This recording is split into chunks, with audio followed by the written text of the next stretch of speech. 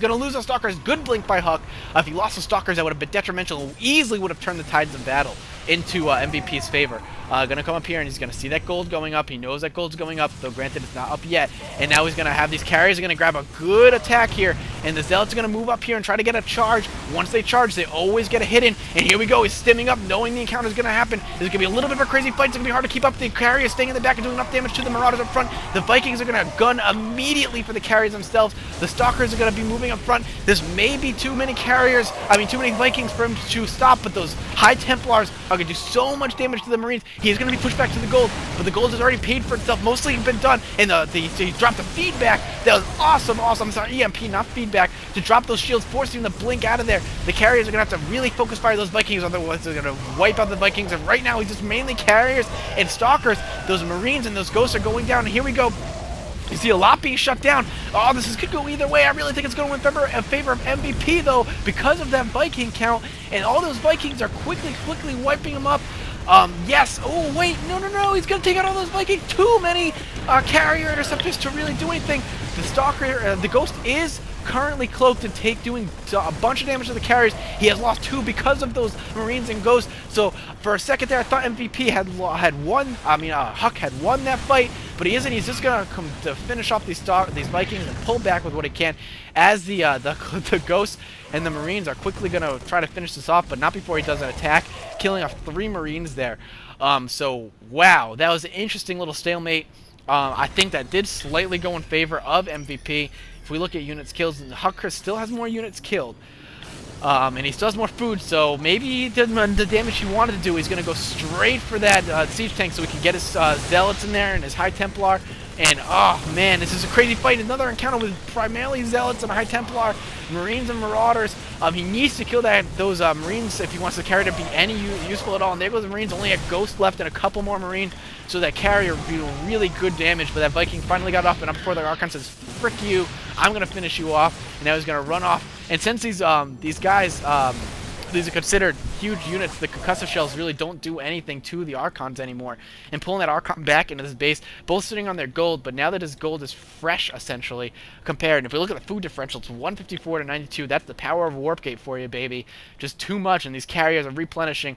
I don't know, Huck's economy, I think, has really lent him the advantage here in the late game. I'm curious to see what happens. And now we got a Colossus in the mix, so really switching up the tech to the Colossus tech.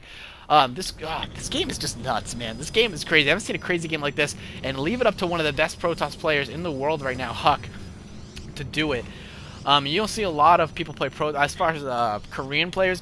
So we're just seeing like the whole gamut from Huck. We have Dark Templar, we have carriers on the field, and he's got this big ball of death really up here, and he's going to start taking this down. Those Vikings are going to be useful against the carriers if they go right for the carriers. But, ow, here we go. This is crazy what's going on here. Now we got Guardian Shields dropping a bunch of armies going. High Templar dropping their attacks, so we're going to see some Storms dropping down. I wouldn't be surprised. Zealots charging in there, the carriers. He's going to see those carriers. He's going to gun for those Vikings just to take them out. Guardian Shields still being so effective, forcing the Marauder army back. If we just see some High Templar Storms drop, this army could be so much weaker. And there's the Storm dropping right now, doing a ton of damage to those infantry because they are infantry and really considered light. The Marauders are the only thing that they're going to really survive. And so much are being dropped here that's going to fight this army back. And the carriers smartly staying back here just to doing their damage up front.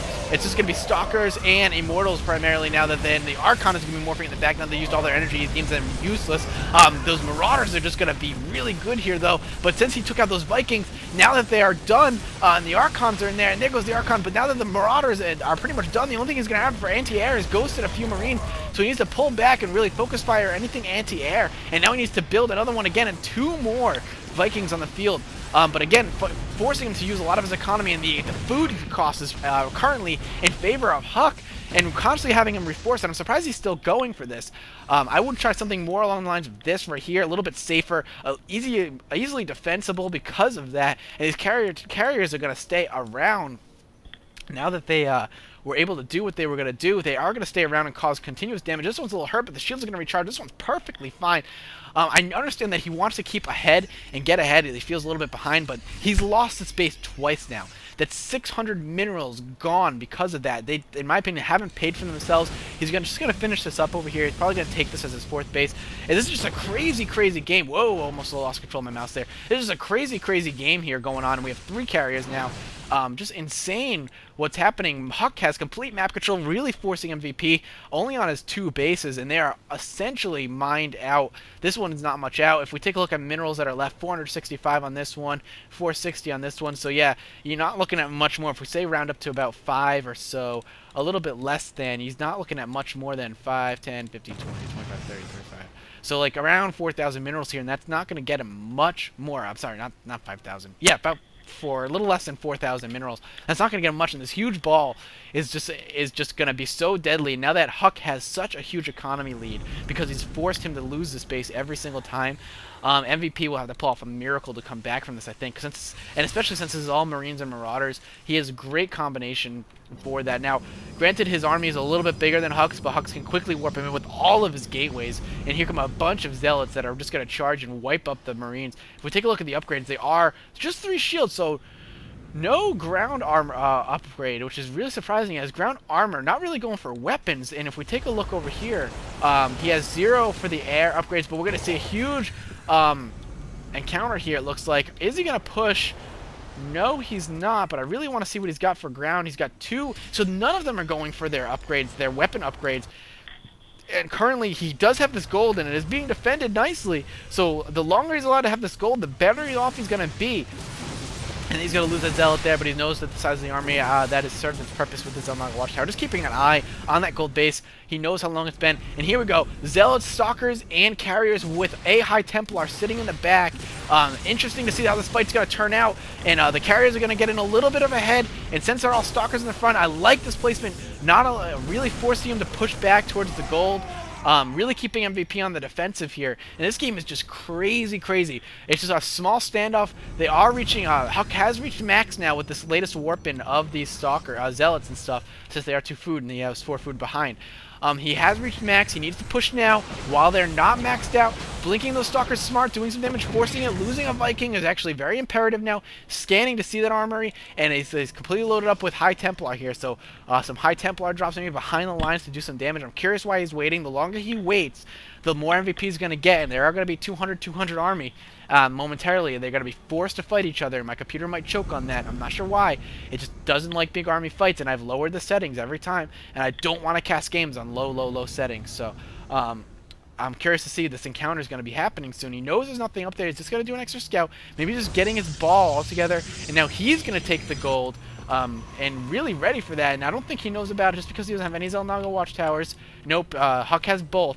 So he doesn't know about the gold yet, though they are going to be next door neighbors, and I'm sure he'll know very, very soon. He's going to push in here with the carriers, see if there's anything going on up here. There's going to be missile target. He looks like he is going to be grabbing the space. Again, curious why he's not grabbing this. There is a Dark Templar there, but if you just drop a scan and wipe it out, I don't see why he isn't grabbing something that's closer. But maybe he just wants to stay scattered to be harder to kill. But right now, Huck, in my opinion, has the map control. And he is going to be pushing up with this huge army here. And he's going to catch all these Stalkers out of place. He's going to lose those Stalkers. Good blink by Huck. If he lost the Stalkers, that would have been detrimental. Easily would have turned the tides of battle into MVP's favor. Going to come up here, and he's going to see that gold going up. He knows that gold's going up, though granted it's not up yet. And now he's going to have these carriers are going to grab a good attack here. And the Zealots are going to move up here and try to get a charge. Once they charge, they always get a hit in. And here we go. He's stimming up, knowing the encounter is going to happen. There's going to be a little bit of a crazy fight. It's going to be hard to keep up. The carriers staying in the back and doing enough damage to the Marauders up front. The Vikings are going to gun immediately for the carriers themselves. The Stalkers are going to be moving up front. This may be too many too many Vikings for him to stop, but those High Templars are going to do so much damage to the Marines. He's going to be pushed back to the gold, but the gold has already paid for itself. Mostly been done, and he dropped the feedback. That was awesome. I'm sorry, EMP, not feedback, to drop those shields, forcing them to blink out of there. The carriers are going to have to really focus fire those Vikings, otherwise they're going to wipe out the Vikings. And right now, he's just mainly carriers and Stalkers. Those Marines and those Ghosts are going down, and here we go. You see a lot being shut down. Oh, could go either way. I really think it's going to win in favor of MVP, though, because of that Viking count. And all those Vikings are quickly wiping them up. Yes. Oh, wait. No, no, no. He's going to take out all those Vikings. Too many carrier interceptors to really do anything. The Stalker, the Ghost is currently cloaked and doing a bunch of damage to the carriers. He has lost 2 because of those Marines and Ghosts. So for a second there, I thought MVP had won. I mean, Huck had won that fight, but he isn't. He's just gonna come to finish off these Vikings and pull back with what he can, as the Ghosts and the Marines are quickly gonna try to finish this off, but not before he does an attack, killing off 3 Marines there. So wow, that was an interesting little stalemate. I think that did slightly go in favor of MVP. If we look at units killed, Huck still has more units killed. And he still has more food, so maybe the damage he wanted to do, he's going to go straight for that siege tank so he can get his Zealots in there and his High Templar. And, oh, man, this is a crazy fight. Another encounter with primarily Zealots and High Templar, Marines and Marauders. He needs to kill those Marines if he wants the carrier to be any useful at all. And there goes the Marines, only a Ghost left and a couple more Marines. So that carrier would be really good damage. But that Viking finally got off and up before the Archon says, frick you, I'm going to finish you off. And now he's going to run off. And since these guys, these are considered huge units, the concussive shells really don't do anything to the Archons anymore. And pulling that Archon back into this base, both sitting on their gold, but now that his gold is fresh, essentially, compared. And if we look at the food differential, it's 154 to 92. That's the power of Warp Gate for you, baby.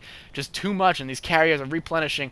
I don't know, Huck's economy, I think, has really lent him the advantage here in the late game. I'm curious to see what happens. And now we got a Colossus in the mix, so really switching up the tech to the Colossus tech. This game is just nuts, man. This game is crazy. I haven't seen a crazy game like this, and leave it up to one of the best Protoss players in the world right now, Huck, to do it. You don't see a lot of people play as far as Korean players go. Not a lot of people play Protoss on the Korean side. It's primarily Terrans and Zergs. And we also saw what happened to MLG Columbus. The Koreans just took that. Idra taking 4th, and then the other 3 winners were Koreans. It was just crazy. Losira, MMA, OGSDMC, like crazy Koreans just really took that. So Huck being one of the best Protoss players in the world, I think, was my point. So now that both rebuilding their army as fast as they can, Huck has a huge advantage right now. Is just kind of loading up with, I think these are High Templar again. So my cat is meowing. She loves the High Templar. She's cheering for Huck, though I'm impartial in this. I just want to see what happens. I just love crazy long games. And yeah, this is such a long game. I haven't casted a long game like this and God knows when. Again, it's been a long time, and I apologize for that, but I'm looking forward to getting this up in there and getting a cast and getting some more Math Thrust Ladder. And Huck is going to start pushing now with some carriers, a Colossus, an Archon, really just a medley of things. Really, almost every endgame unit mixed in here.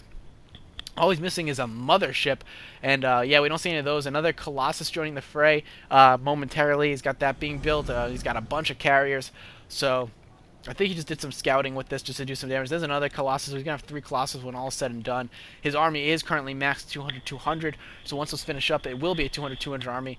And let's take a look at what we've got over here. Primarily Marines and Marauders and Vikings, but he's going to have kind of be meeting his match here, I think, because the food differential is huge in Huck's favor, and he's going to quickly see that this SCV just kind of grabbing the tower, but not going to get any view because that that Zealot just really shut him down. He's 2-3-1 upgrades currently versus, let's take a look at his before this encounter happens, a 2-3 upgrade. And he's building a 1, and they're right in the middle looking for a planetary fortress, it looks like.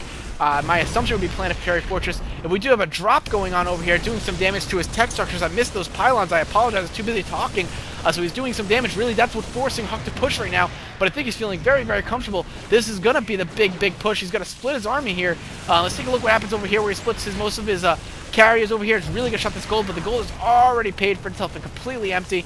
He's going to go over here and now do a ton of damage. Zealot's just going to have a heyday. Archon's going to have their own heyday. Yeah, that's not going to do well. He's going to shut down this expansion, but he's going to have these all shut down, so he's not going to be able to reinforce his army nearly as heavily as he'd like. And these Marines, these Dark Templar are going to clean this up. But he has no probes over here. He's going to have to move it, or over here. He's going to need to move probes over here to repower all this. Now we got a huge fight going over here, and this is going to go hugely in Huck's favor, it looks like, with all those interceptors and Colossus just wiping it out, and there's the GG. So that first big encounter that we saw where Huck they kind of both backed off, but Huck, I'd say, came out on top because he still had the food upper hand with his Warp Gate upgrade, his Warp Gate reinforcement sitting in the back. just really kind of gave him that up. I was surprised that secret third base that MVP had going didn't really help him as much. Honestly, the fact that he fought for this gold expansion so hard and lost 2 orbital commands really put him in a detriment, and didn't go for this, the more easily defensible third or fourth or whatever it was at the point that he didn't decide to get it. Really good fight for Hux. Awesome fun to watch. And I'm really glad to be back casting, guys. Life is kind of resettling in, and I'm looking forward to getting this going. And I will have some more casts for you in the near future. I will see you guys next time. Not 445. It's Mathis StarCraft now. Mathis StarCraft. Peace on out.